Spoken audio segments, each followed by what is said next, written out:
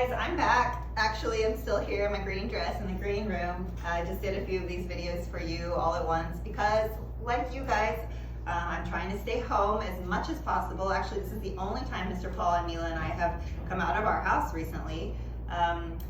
This is the weekend, and to this week, I'm going to be sending you these videos that I made for you today on the weekend.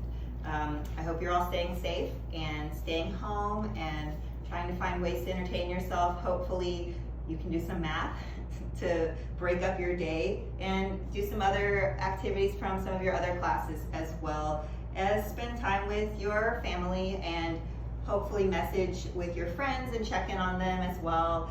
And Mr. Paul and I have also been thinking of some ways we can do some online games and stuff like that for any of you guys who are interested in basically meeting but virtually online, so that we can spend time together, even though we're all trying to do our best to stay healthy and keep our country healthy by staying home. So today you guys are going to learn a couple more formulas for the 3D shapes that you'll need eventually when we take our quiz. And I hope you are all hanging in there and finding this pretty interesting. And if you break it down piece by piece, it's really not that bad. So the two shapes that I want to finish up for this unit are a sphere and a cone. And we'll look at some other shapes as well, but for now, that's what I want you guys to look at today. So let's talk about a sphere. What's a sphere? I know that you guys have a friend whose nickname is Sphere, or used to be Sphere.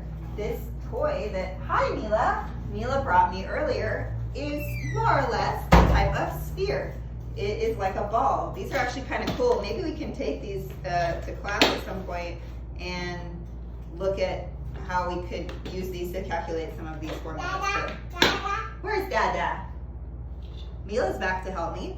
So Mila, I have an idea. Can you fill up this sphere with all these little squares? It's almost like finding the volume. Come and see. Can you put them in there? Come try. Mila's the best helper. Thank you. This is a sternum. All right. So I also have my dog here. Cleo, come here. We decided that Cleo wanted an adventure as well. But luckily, we're here on our own. We haven't seen anyone, which is good. We want to keep our space just to keep everyone as healthy as possible. So a sphere is like a ball, like you guys know.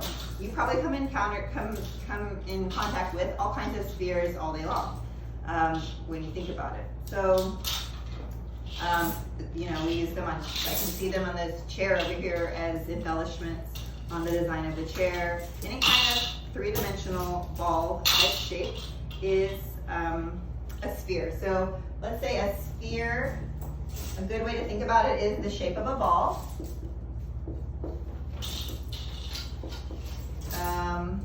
Or like a 3D circle. Imagine you took a circle and you like spun it around all different directions, but it stayed in one spot. You would eventually it would look like a sphere. Or have you ever spun a coin? Like if you flick a coin and it spins, it actually, the way that your eyes view it, it kind of looks like a sphere because it's like covering all those spaces that it spins. Okay, so let's talk about it. I'm just going to give you the formula. I'm not going to have you do as much of a kind of deriving of the formula like we did before. Mila is doing some awesome projects down here with her half spheres. It's actually Brooke's half spheres that we borrowed. Okay, so the volume of a sphere, the formula is going to be 4/3, like a fraction, 4/3. Yes, you're interested in the marker again, but mommy needs it to teach the class. Okay, 4/3 times pi r cubed. This is kind of different and unique, but this is what we're going to use to do the volume of a sphere. So let's imagine that we have a sphere here. It's actually kind of hard to draw a sphere. That kind of is supposed to show you the curved side around there, right? So then let's say inside from the center point to the edge is 6. All right, let's say 6 meters. This is a big one. Are you taking off your shoe? Yay! Can you take off the other shoe? All right, so if the radius is 6 meters, let's find the volume and surface area of this sphere. Okay, I didn't give you the formula yet for surface area. the surface area is going to be 4 times pi r squared. Now, that is pretty strange to think about, because what is pi r squared? You know that pi r squared is for finding the area of a circle, right? Pi r squared. And it's kind of weird to think about how multiplying that by 4 can give you the surface area of a sphere, but that's it. All right, so let's do the math here. If you take, first we're going to do the volume, okay? So we're just going to take 4/3, or 4/3, times 3.14, right? Times the radius, which is 6 meters, cubed, okay? That's what's the one thing you have to remember maybe with this formula to make sure you don't make any little mistakes, is this cube. That's very important. So let's go ahead and let's say that I did this on a calculator because I did it earlier, and you can double check at home.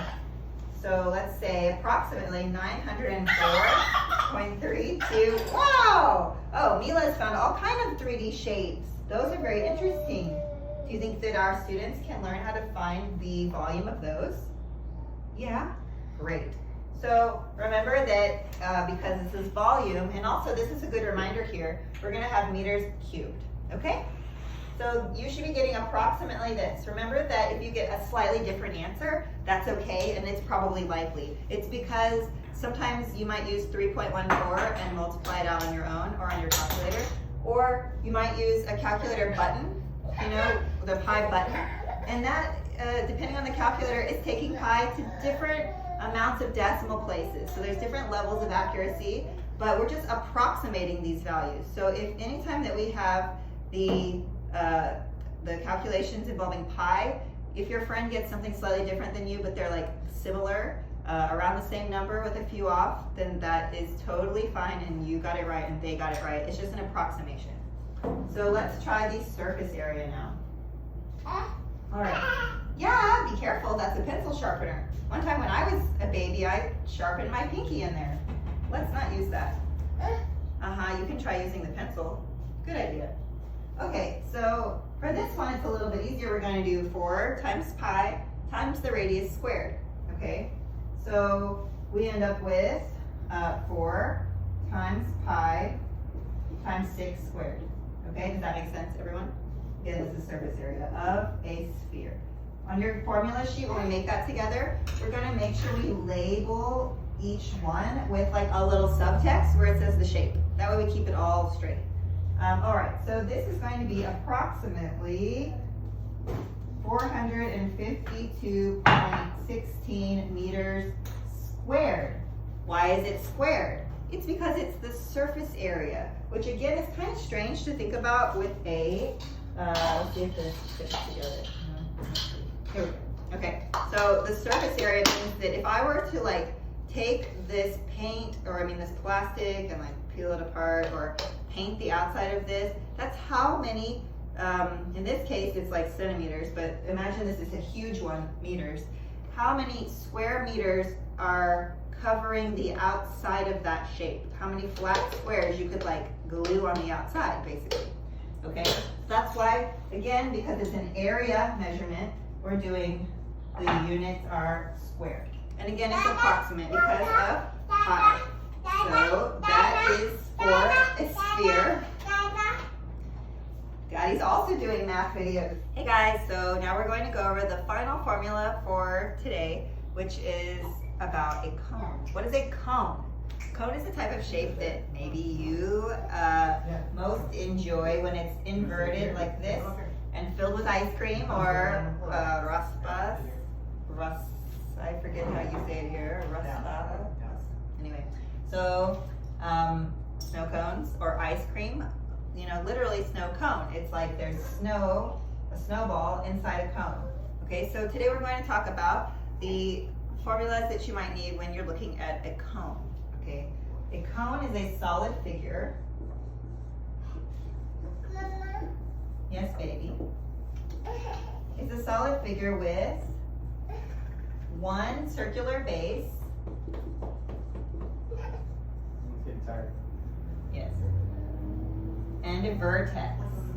A vertex One circular base and a vertex. So actually I should have drawn this more correctly like this, okay? So when have we talked about a vertex before? Do you guys remember when we talked about triangles? This is a vertex, right? This is a vertex. A vertex is like a point where lines converge, okay? So in this case, the cone vertex is here. It has a little point, like a little pointy hat on top. Does that make sense? The point, okay? So this is the vertex. You also have a circle at the base. It will have, again, a radius, just like any other circle that we've been looking at. And if you connected this to the vertex, you would call that the height. Does that make sense, guys? So if you think about it, it's like something like this. It's really similar to the cylinder that we talked about before, right? Except it's like only a piece of it. It's like you can stick a cone down inside a cylinder of the same height. Does that make sense? If you had the circle base could like fit inside the circle, the cylinder's circle circumference, I guess. And then if it was the same height, that is actually an idea we're going to use to find the volume of a cone. Kind of crazy, but so the height, again, real quick, the height in this case is the distance between the base and the vertex. Okay, and so guys, remember we just talked about the volume of the cylinder in last lesson before, and you guys have been using it for your little mini projects. So the volume of a cylinder was pi r squared times the height. Do you guys remember? Because we talked about how finding the area of the base and then like extruding it all the way up to the top is a way that you can find the volume of the whole thing inside. Okay, so that was the formula, pi r squared times the height. A cone is like a part of the inside of this cylinder. So will the volume of this cone be smaller or larger than the volume of the cylinder? Smaller, right? Because it's a smaller shape. It's fitting inside the bigger shape. So it's actually going to be less than the cylinder. How much less is what's very interesting.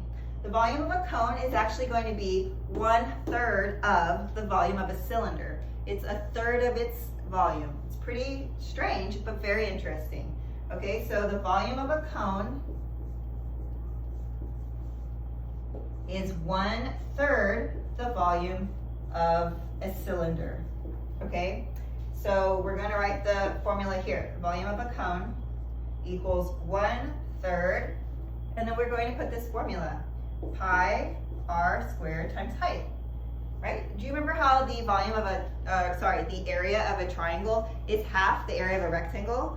This is kind of similar. So the volume of a cone is 1/3 the volume of a cylinder, okay? So let's do an example and then we'll be done for this lesson. If we want to find the volume of a cone, which is 1/3 the volume of the cylinder, we use this formula. Let's say that we had this cone and we know that the radius is 2. What should we use? Maybe feet. It's a really big cone. And the height is 6 feet. This cone is the size of Mr. Paul, almost. Okay, so we're going to take the formula for volume of a cone, which is, again, 1/3 pi r squared times height, okay? And we're going to plug in these values here. So we know that 1/3 times pi times the radius squared, which is 2, okay, times 2 squared, times 6. So let's simplify that. We have, well, that's a 4 there. So basically, if you multiply all of this out, you're going to get approximately 25.12 feet cubed because we're doing volume, okay? If you want to look at a summary of the geometric formulas we've talked about in this unit, you can look at, let's say, summary of geometric formulas. page 832 from chapter 9.6, okay? So if you want to look these up again in your book, and you're also going to have a little bit of bookwork to review some of this that I'll assign to you, but if you want to double check any of these formulas, you can look on this page to just make sure that you have them written down correctly, and then make sure that I put them up here correctly for you guys. So thanks so much. I just wanted to again say that we appreciate everybody's hard work on keeping everyone healthy and doing our work from home. This has been a really creative and interesting new thing for all of us, and Mila and I have been washing our hands the correct way, lots and lots, the way that we've talked about in health class. So make sure that you're also staying safe, staying home, and washing your hands for 20 seconds with soap and water to help yourself stay super healthy, and then we'll be able to see you guys as soon as we can. Have a great day. Bye.